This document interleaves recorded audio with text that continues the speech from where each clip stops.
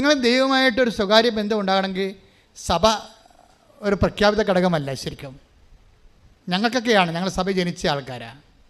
അത് ജനിക്കാനുള്ള ഭാഗ്യം കിട്ടിയ ആണ്.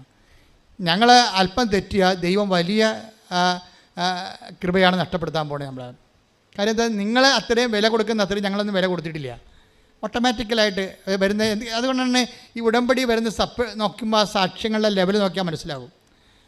ഇപ്പോൾ ഒരു നോൺ ക്രിസ്ത്യൻ ഉടമ്പടി എടുത്തു കഴിഞ്ഞാൽ, നോൺ ക്രിസ്ത്യൻ എന്ന് പറഞ്ഞാൽ സാങ്കേതികമായിട്ട് അവരാ ഉടമ്പടി കർശനം കൃത്യമായിട്ട് ചെയ്യും, അല്ലേ? എല്ലാ കാര്യവും കൃത്യമായിട്ട് ചെയ്യും. അവർക്ക് ചോറൊക്കെ എടുത്ത് ഇത്ര കിലോമീറ്റർ അകലെ കൊണ്ടുപോയി കൊടുക്കും. രോഗികളെല്ലാം കണ്ട് അവരെ സഹായിക്കും.